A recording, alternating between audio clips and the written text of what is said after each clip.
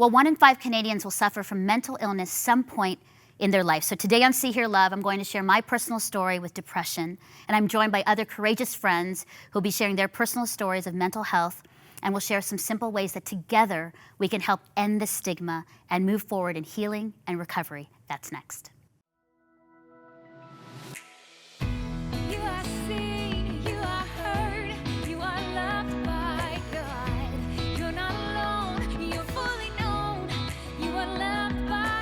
Welcome to See Hear Love. I'm your host, Melinda Estabrooks. I'm so glad that you've joined us for a very important conversation today, all about mental health issues. And I'm glad that I've been joined by new friends and old friends to talk about this really important discussion and topic. So first off, Dr. Mary Lynn, you're a registered psychologist, speaker, and author of The Fully Lived Life, Rescuing Our Souls from All That Holds Us Back. Wow, yes. Yes, you're like, yes, that is me. But also you have struggled with depression and anxiety as well in your life. Mm-hmm. So I know that you'll bring a lot into the conversation today, so welcome, Mary. You. Next to you, Stephen Rolfe, Director of Mental Health Services at Indwell. And I love this, Stephen. It's a Christian charity that creates affordable housing communities that support people seeking health, wellness, and belonging. Yes. You've also been a registered nurse for over 30 years? This is my 30th year. So you started when you were like 10. Really young. Thank you. Childlike. Okay. Thank you so much for that. Anytime. I can just keep doing that. So, Stephen, you'll have a lot to say because you support people that struggle with mental health issues in the work that you do. Yes. Yeah. Thank you. All right. And then we have Carla Arges. Yeah? Close? What is it? Arges. Arges. Yes. Arges. You're a mom, blogger, and author who is learning to thrive while in recovery with depression, bipolar, and borderline personality disorder. Welcome. Thank you for being here. I know that you'll contribute a lot to our conversation today. I hope so. Yes. And Brett Ullman, a longtime friend, but the first time on the show with me, though I have tried to get you on a couple times and you're super busy. But Brett, author, speaker, father, husband, and you've struggled with anxiety and depression for 8 years now, and you've also just recently been diagnosed with Lyme disease. Yes. Wow. So I know that you're going to have a lot as well to share and talk about in this topic. So thank you all for being here. I want to start off with our news and views because I want to get your thoughts on this latest from the Bell Let's Talk website, 2019. And this is the sort of statistic, and I want your thoughts on this. It's a fact that 1 in 5 Canadians will suffer from mental illness at some point in their lifetime. And one of the biggest hurdles, they say, for anyone suffering from mental illness is overcoming the stigma. Mm-hmm. It is the number one reason why 2/3 of those living with a mental illness do not seek help. I had no idea it was that big. 2/3 of people living with a mental illness do not seek help. What are your thoughts about that? Is that true? Have you experienced that? Or why are people not wanting to seek help? I think those numbers are actually underestimating. Really, eh? If you think about different cultures where mental health issues are not even talked about, so they would just go see their physician. Right. Or they would keep it into themselves. And the other stats too is with kids, only 50% of them are getting the help that they need. Wow. And if you can address mental health at the early stages, so much better prognosis. It's amazing. Right. Yeah. Right. Carla, what would you say about that there's a stigma with mental illness and mental health issues? I would say that's definitely reflective in my journey. It took me a long time to actually seek out the support and the helps that I needed because I was afraid of what it meant and what it said about me and how I would be received or judged by others. So it really held me back from healing. So the stigma. Yeah. And with stigma, there's fear. probably like fear and shame Absolutely. and not wanting to be known in that light. Absolutely. And guilt almost as well. And yeah, it's a very challenging emotional thing to overcome when you already are in the throes of an emotional turmoil. Yeah. Wow. Brett, what about you? The statistics are interesting to me. When I travel and speak and I ask who knows someone who struggles with mental health, it's like every hand in the whole room goes up every night.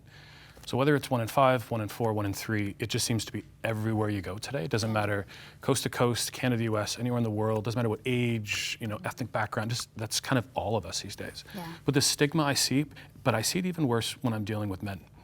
When I go and do like a men's breakfast, and I'm very open, I've had 8 years of struggle, and it's incredible how many guys after come up and go like, you struggle with this? And I'm like, yeah.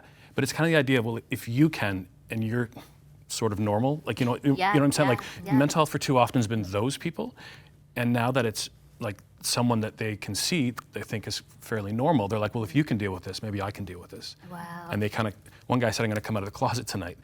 And I said, what do you mean by that? And he said, from a mental health standpoint, he says, I've never told anyone my struggles with mental health. Wow. And I just hear a lot, especially from men, but even for women, right? It's just, even in our church world, we're almost scared to say we struggle because of what the ramifications might come back to us. Yeah, Well, it that's might a good look point. like we're not faithful enough. We're not praying enough. We're not strong We're enough. not strong We're not enough. that. Because mental illness is seen then as a weakness, as opposed to just something that happens to us. It's a source of struggle. It's a source of suffering, Yeah. but it doesn't define who we are. Yeah. Yeah. Stephen, in the work that you do, you must see this. Yes, and I guess what I do is I flip the statistics. So when I look at 1 out of every 5, I think about 4 out of every 5 people likely encountering somebody with a mental health issue, knowing the person by name. They may even be a family member. So for me, it actually represents opportunity or lost opportunity in some ways. So stigma would be lost opportunity to actually come around and actually provide support to people or create the opportunities for community and social networking that's so helpful for people in their recovery. Yeah, I think that is actually a good way to flip it, to say, you know, everybody, there's, you know, it says here 1 in 5, but then there's other people who can be that support for those that do struggle. Yeah.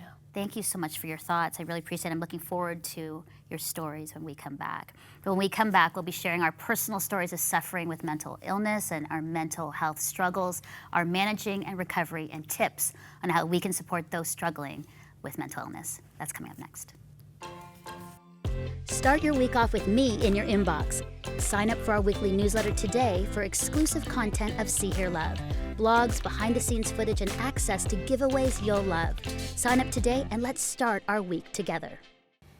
Well, let's start with sharing our personal stories or connection with mental health issues in our own lives. So, Carla, let's start with you. I had mentioned earlier that you've struggled with depression, bipolar, and personality disorder, borderline Yes. personality disorder. Yeah.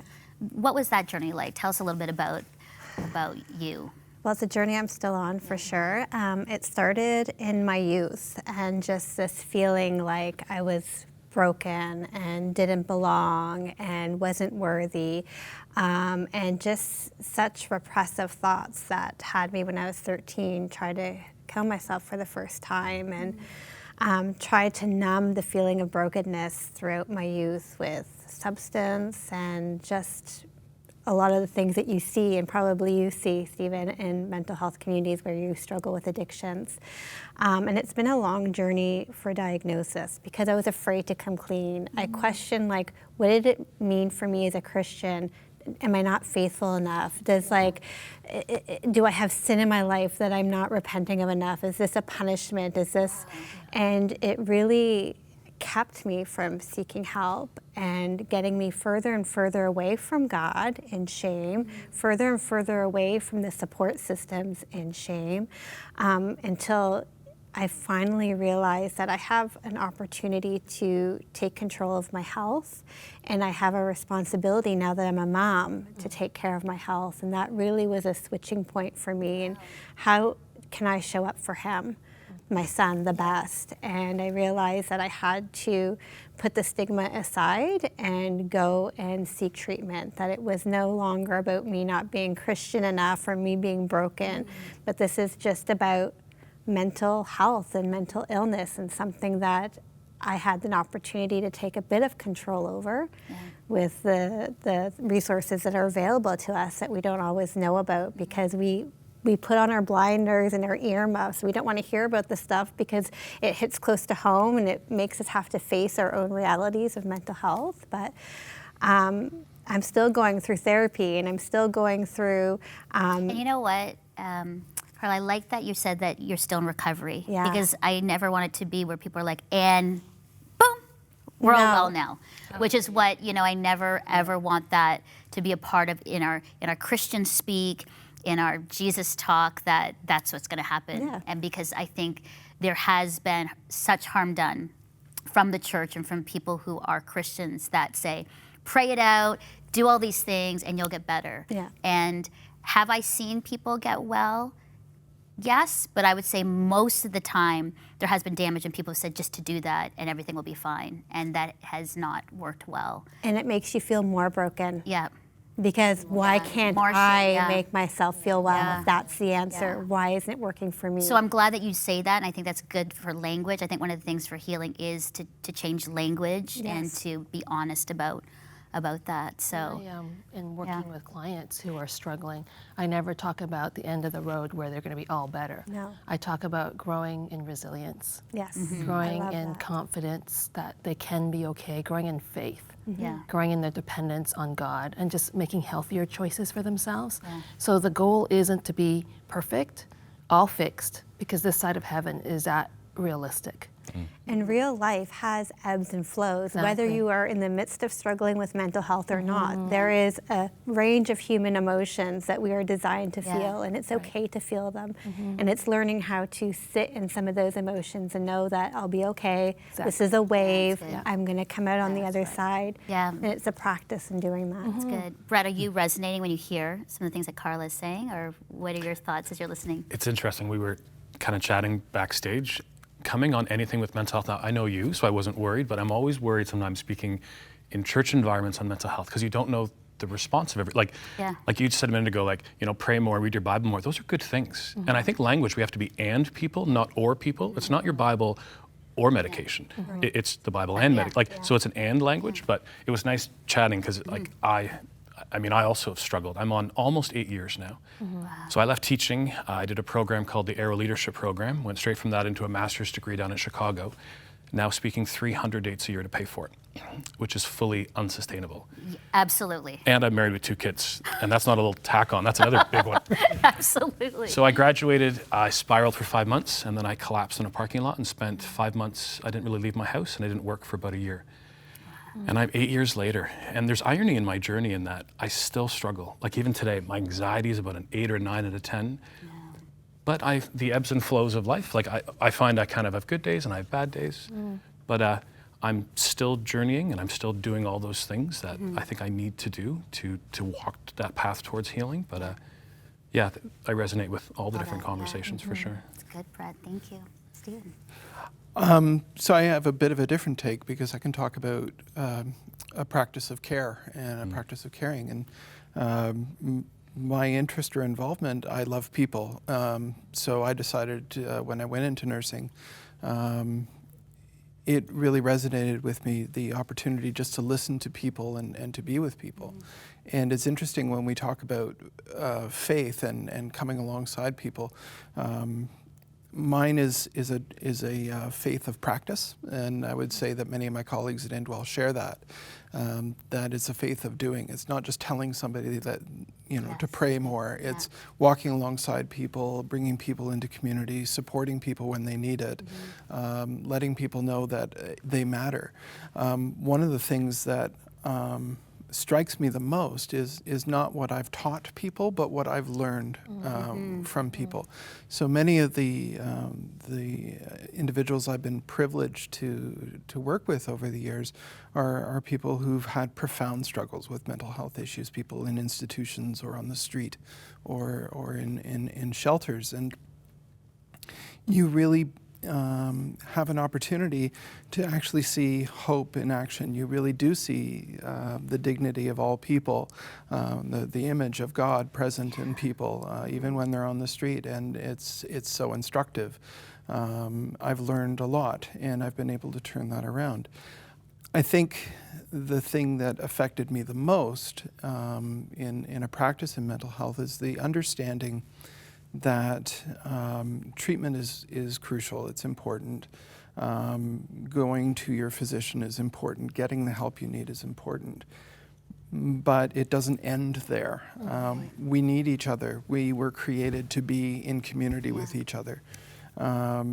So when folks are leaving hospitals or institutions, having good housing, having a decent place to live, safety, the opportunity to actually be a neighbor, not to have a good neighbor, but to actually be a neighbor and Sounds have a little like Mr. Rogers. kind of. The world really does need Needs Mr. Rogers. And those are the things where you've seen profound change and remarkable stories of. There's one of our tenants at Indwell that I love to talk about. This was a gentleman who struggled with mental health issues for years, came into our housing and our programs, and has developed this wonderful life of volunteerism. You see him walking all over the city, doing all kinds of marvelous things. But one of the most interesting things was there was actually a public health endeavor around cancer screening. And they needed to have photos of citizens going up in bus shelters to get early cancer screening. And so I walked by a bus shelter and there's our tenant. And I'm just struck by that as, when we talk about stigma earlier on, it's creating those opportunities for people to emerge into roles that everybody else can actually appreciate and identify with. And when you see folks being represented that way as members of the community in their own right, then I think we've moved forward, and I just wish we'd have more of it. That's good. Thank you, Stephen. That's great. And Mary, was Stephen's talking in your own personal story where it's amazing. You're a psychologist, but you're so open to say, but I also struggle with depression, anxiety. That's really courageous, because I would think that a lot of people in your profession would be like, I don't want to look like I've had problems or dealt with the things that I'm actually trying to give advice to, or to care for people. So talk to us about that. Well, physician, heal thyself, right? When you are in a role of helping others, there's a lot of good that comes from that because you genuinely want to help others. But the downside of it is that, at least for me, I turned away from even thinking about myself and my needs. And I poured out and poured out. And I would say my depression came from, and this is where shame is, like I kind of did it to myself. I have such an issue with people pleasing, wanting to basically rescue the world. And it's not possible. And when I would take on a responsibility, it felt like this was a responsibility for life. And in all honesty, it's just pride. Pride thinking that I can be like God in people's lives. All that to say, when I was living a life that was beyond what is humanly possible, I began to crash. So I remember saying I needed to take some time off. And I thought, oh great, I'm gonna go on vacation, gonna spend some time by the lake. No, it was pretty ugly. And I kind of had to get honest with myself at how low I went and why did I go that low. And for me, the key was acceptance, was definitely reaching out to the Lord. And it was finally being honest enough with the people who cared about me and asking them for help. I talk about my own depression when I go and speak. But I don't really talk a lot about it in detail because I think it was the stigma. Like I'm actually, on national TV, I'm a speaker, I'm this like Christian, I'm on the board of a church, I work in the church, and for me to actually talk about depression where people have said, oh, but Mel, you've got God's Spirit in you who gives you power, love, and a sound mind, how could you be depressed? Right. So why would I ever go out on public stage and say that I was in a depression for 8 months? Completely in the dark. And I would actually call it the dark night of my soul. And what they diagnosed for me was it was situational depression, circumstantial depression, where I was so overloaded by very traumatic things in my life that I actually crashed. And when I say traumatic things, it was like a broken relationship, a very challenging situation at work, being hit by a transport truck on a major highway, finding my birth mom. I mean, you want to go through identity and loss and challenge. It all happened within about 2 to 3 months. Right. And the doctor and counselor said I was so overloaded that my brain and body literally shut down because I could not physically, emotionally, even spiritually deal with it. And I went dark. Right. And it was 8 months where it was like literally one day at a time where, I couldn't get up, and then it was like, go to the hall, walk to your table. Like that's how and the wins were, this week I washed my face. Right. Right. Like it literally was the win. And I'm going to talk about how I was in recovery, but I'll be honest, it is not an end thing because I know that I have tendencies to go towards that situational, overload and could go there again. And so I have to be very careful that I don't overload myself because it could happen. And there have been moments where I was slipping and I had to really watch and stop myself. So thank you for sharing your thoughts. I'm looking forward to hearing some of the things that you're doing for your own self-care and some other of your thoughts and more of your story. But let's go now to Joanna, Brooke, and Steve as they share their thoughts on Psalm 23 from the Good Word and sing one of my favorite songs, You Say by Lauren Daigle. That's next. Thanks, Mel. It's such a great conversation, important conversation that we're having today, this whole month around mental health and what that looks like, how we can be okay even when we're not okay. And so it's important for us to end this show, to kind of wrap up looking at what does the Bible actually say about this issue. And you're bringing a song today by Lauren Daigle. Yeah. Love her. This song is just a huge encouragement to so many people. Yeah. So what's the song? Yeah, the song is called You Say. And it's just a beautiful reminder of who God says we are. Right. I'm not going to say any more. I'll just sing it for you. Okay.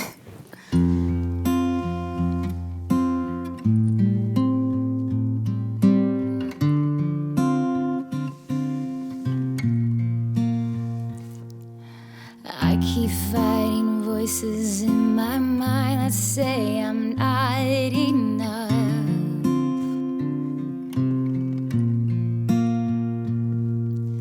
Every single lie that tells me I will never measure up.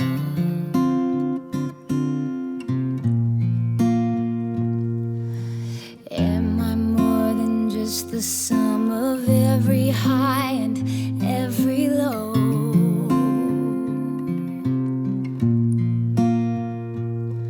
Remind me once again just who I am, because I need to know.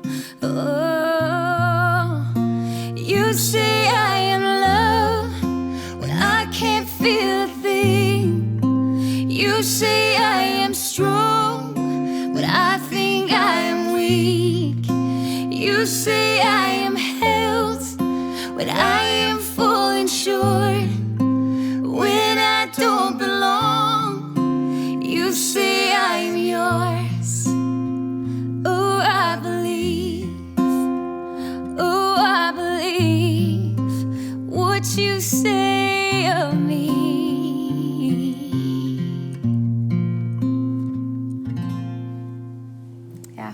Amen.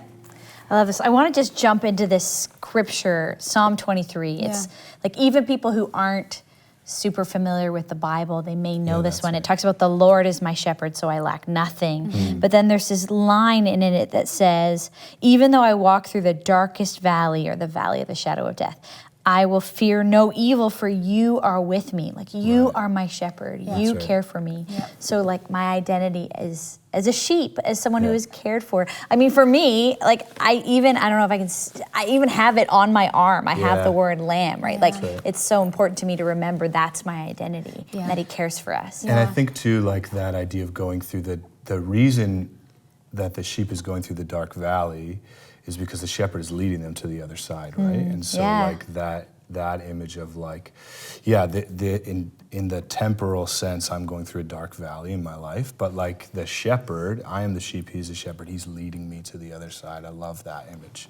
Like that there's a reason we're going through this dark valley, to get to the greener pastures on the other side, the quiet waters. Well, and I'm also reminded that like nothing can change us, like from the inside out, like the Word of God can change us, you know? Yeah. Like the Bible is filled with scriptures of like who he says we are. And so when we fill our hearts, our mouths with the words of who God says we are, like, that changes us. Yeah, that's right. That like we are formed in him, we are safe in him, we are secure in him, and he loves us and has a good plan for our life. That's right. Yeah, no matter what we're going through, even if it feels like a dark valley of a time.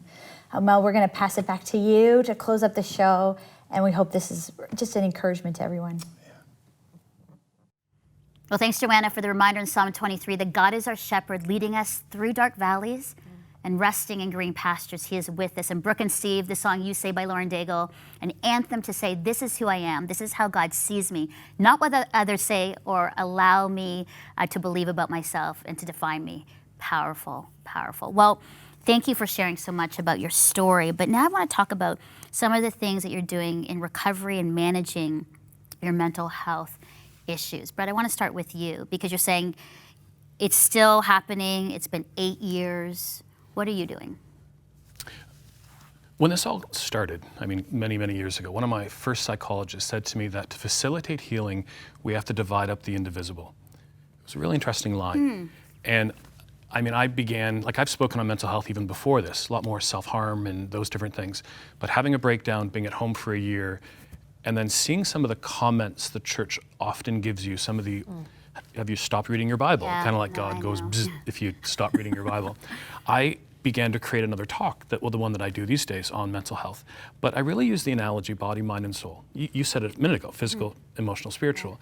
And so I know that I can only control what I can control. So I do what I can do. I can eat better, I can sleep more, I can exercise daily, I can watch my thought life and watch how I'm dealing with all those things, make sure I'm not overscheduling. Now, there are seasons when you, like I'm a speaker, so like November was crazy. I was in 3 provinces, I'm traveling a lot, but it's not a life, it's just a season of busyness. But I can do that, and then I let people do what they can do. So my psychologist, I have people dealing not only with my Lyme disease, but I have like doctors involved with, my naturopath is working ongoing, trying to figure out what is the root issue of all my struggles.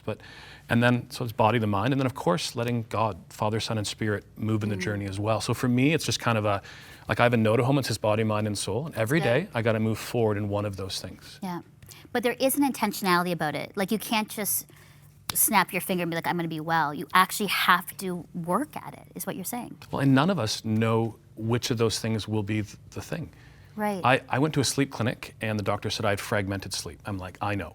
I said, can you help me? He said, no. And I must have looked a bit sad. I think my shoulders dropped. And he said, no, this is good. You can tick it off that that's not your issue. A friend of mine who's a youth pastor was at home for a year, went to a sleep clinic. They said the worst sleep apnea they've ever seen. He was better in 1 day. Really? But his church said, it's not medical, it's spiritual. So you're not to go to doctors. And finally, I'm like, just go to a sleep clinic. And he did. So like, I can't look at you and say, well, yours is physical, yours is emotional, we don't know. So it's 3 roads that I kind of take on an ongoing basis. That's good. So body, mind, and soul. That's good. I think everybody should put that up, like what you do. That's a good reminder. Brett, that's great. Carla, what about you? Very similar. It's about creating habits of wellness, and that's how I look at it. What are my habits of wellness? I need to move my body because there's so much release that happens, so much that we can influence in our happy hormones, as I call them. I need to eat right. I need to manage my sugar, because the reality is with someone who deals with mood disorders, I have to take control of how I'm allowing my body to crash, limiting alcohol, limiting caffeine, limiting sugar. I have to be intentional with gratitude. I have to frame my thoughts. I have to, through seeing my therapist and learning how to rewrite the story in my head, it's a very practical way that we renew our mind in speaking the truth over myself and understanding that my feelings do not dictate the reality. My feelings do not dictate my identity.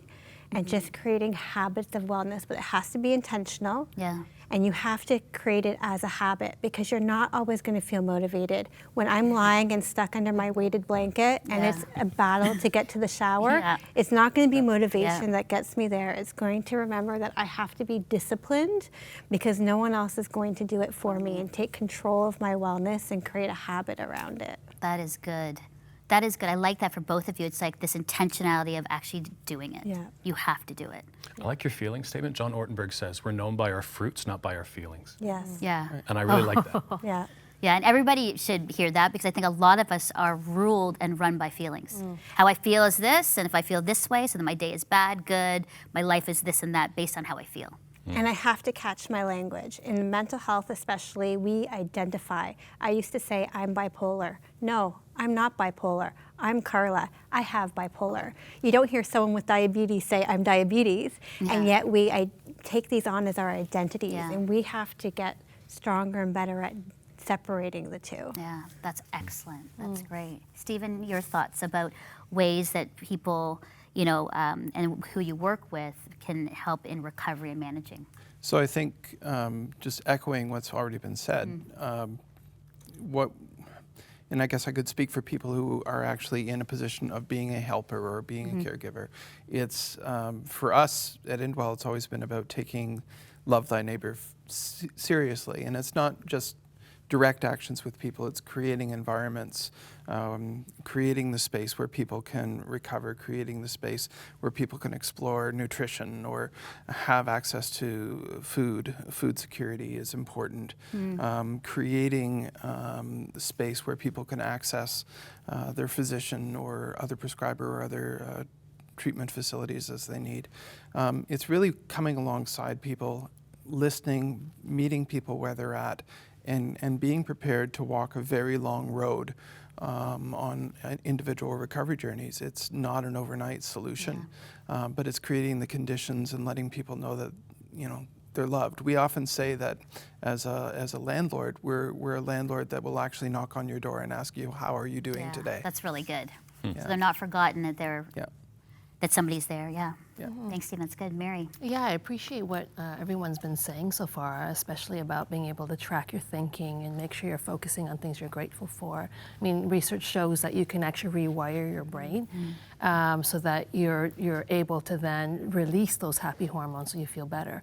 But I do want to also balance it with the truth that our emotions, they have a reason for existing, and that they're often messages that our emotions are telling us. And so for myself personally, having lived a life of suppressing my emotions, focused on caring for others, I didn't pay attention to my own needs. And I also didn't pay attention to my grief. And I've had situations happen to me throughout my life that I was raised in a family system that you just buck up and you just keep going. And so for me, that season of depression allowed me to get honest with how I actually felt about things and actually grieve, and seeking therapy to deal with some trauma. And in that also being able to invite and see God actually in those difficult moments. He was actually there. And so for me, the healing, there's a very distinct shift that happens inside of me when I can feel a sense of peace and love, and know that Jesus was with me throughout my difficult times, and that he understands my tears because he's also grieved, and I mean, it just was in Israel, just walking through the Garden of Gethsemane and just remembering how much he wept for his pain, but for ours as well. So keeping that in context then makes me feel less alone. And then out of that, I have greater courage to reach out. So I'm not walking alone, like with people, and beginning to say, okay, that is no longer true about me. I am no longer that broken, damaged, abused, whatever that situation is. I can choose forward. Again, what am I going to think about? What I'm going to focus on? What I'm going to be grateful for? And it doesn't mean that you don't have a need for medication or therapists, but I'm glad you said that, because that's actually part of my wellness habit is I take medication. And for a long time, I was afraid of going down that path of what did it mean? Did it mean I'd given up? No, it means that I'm working on getting whole, and that's part of my wellness plan. Exactly. That's a very powerful message. Very you know, important. I think for me in recovery was community. I say this to everybody: you cannot do life alone.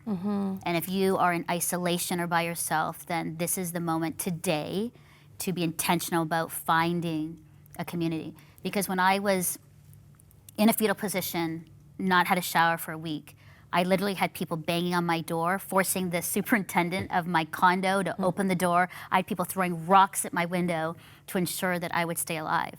And people would come in and make me food, clean my house, literally girlfriends throwing me into the shower, brushing my hair.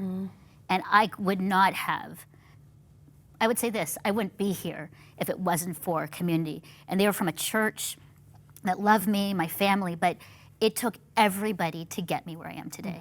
And I'm telling people, I say this all the time when I speak, you have to have people. And people, we need to be those people. I was just going to say. We need to be those people to say, if somebody is depressed or there's something wrong, ask them. Be kind. Find out what's going on. How can I help you? Because people cannot do this life alone. And so I am so thankful. In 8 months, yes, a therapist, a doctor, medication, praying, and community got me to where I am. And if they didn't, honestly, I don't know where I'd be. And so I'm so thankful for many of those young college and career, 20-somethings who were like, we're going to break down the door to make sure Melinda's okay. And they did, and I'm forever grateful. So I hear what you're saying. It's this intentionality of body, mind, and soul, being a good neighbor, making sure that, we're connected with community, trying to end that stigma as we share our story so that others don't feel alone. Lots of spokes in the wheel. Yes, lots of spokes in the wheel. Thank you so much for all of your thoughts. Those were good. We could do like a 5-hour show on this. Easy. But yeah, thank you for your honesty. And I think this is the start of helping people as they watch and listen to be brave too, to come out and say, I have that too, and then get the help that we need. Well, we wanted a younger and diverse viewpoint on our topic today, so we sent co-host Lisa Pack to the streets of Toronto to interview second-generation young people on mental health and mental illness. Well, thank you, Mel. This is a very important topic, and I have Courtney and Senia with me here on the streets, and we're just going to ask them for their perspective and also their experience with mental health. And so, ladies, is this an issue that is talked about amongst the young generation? I think it's talked about for sure. The problem is we're not dealing with it in a way that actually helps young people process, let alone the older generations.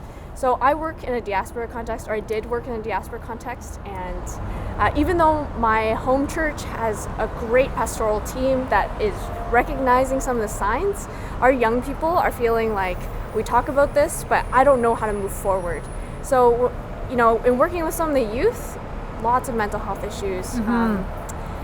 We see 2 summers ago, I brought something like 8 or 9 youth to the hospital because they had a tangible plan to die by suicide. Right. And so that's really hard, and that's just kind of the surface of it.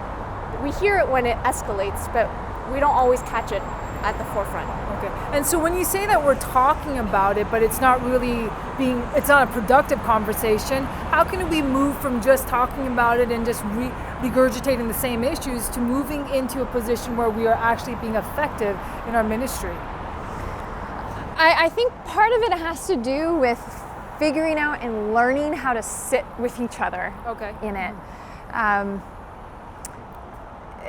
This is real hard. It is scary and difficult, but the more that we choose to just be with people in it and not be overwhelmed by the mystery of it or the excuses for why it's happened. Is there a stigma still? I was just going to say, is there still a stigma? We got to get over that. And I personally think that we need to do more lament as a church. We just need to sit down and cry out to God. I think it was Miroslav Volf who said something about our rage is actually the safest place for our rage is before God, in the form of lament. That is where we can express our heart and our soul, our sorrow, and be met with God's love for us in those spaces. And I think also we need to do it communally together to say, no, I see you. I don't have answers. But I want to be with you. Well, what are some of those, you both seem to have experience with dealing with this in your ministries. What are some of the issues that you see that are coming up, the conversations, the complaints, or the concerns that the young people are bringing to you? So in my context, some of it is language and culture. They feel that when they go home, their parents don't really understand them. In my specific culture, I'm Chinese Canadian. A lot of kids will talk about pressures that they have for school and extracurriculars and to succeed, to make a better life for their parents. So that American dream kind of still holds for my context. It's a real hard one. I think for me, it's a combination. We can't. It's about being with each other, but we also need medication and we also need real good therapy. Okay, so there's all those things are actually really okay to be working together. And thank goodness we have a country that provides some really good professionals. That, and I think that's a great thing to kind of throw in there in terms of a practical outcome. That there are resources there, and the church can do better in partnering with the social agencies and the mental. The church has got to get behind it. Okay. Well, even that, to add on to that, I think most of our pastors, our lay leaders, our frontline people need mental health first aid. Okay, so we can, again, it's about learning about these conversations, what's happening, and then coming alongside people. Well, thank you, Senia. Thank you, Courtney. Thanks. Back to you, Mel. Well, thank you, Mary, Stephen, Carla, and Brett for sharing today so courageously your story. Yeah, I think it's going to really help end stigma and give people the courage to also come out and share their story of mental health challenges. So thanks again. Thanks for having us. And we're going to have you come back for sure. Yes. All right, a whole series. I knew Stephen was going to say the whole series on this. Season. Oh, season. Sounds good. Well, I want to end the show with some resources to help you. First of all, we have prayer lines that are available 24/7. We have people on the other end of the line who are there to pray with you and listen to you if you have some struggles. Also, go to seeherlove.com, our website, where we will have resources to direct you for care. And if you are in a crisis after you've heard the show and you're like, that might be me, then please reach out to a mental health professional today. And know that through your struggle, uncertainty, there is a God who loves you, who is with you, that hopes with you and for you. There are also communities that will love and care for you too. But be brave, be honest, talk about your struggles, and don't stay in isolation. And for all of us, the 4 out of 5, listen, listen, and listen. Be gracious and kind to all people. And know that together we can love and support one another. And we also can embrace the truth that we are seen, we are heard, and we are deeply loved by God. Bye-bye.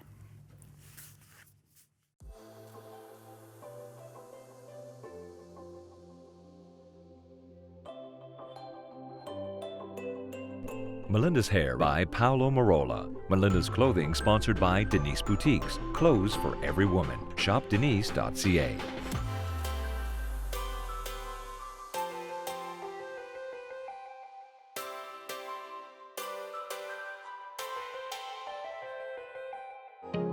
Deeks Insurance is a proud sponsor of the See Here Love Studio.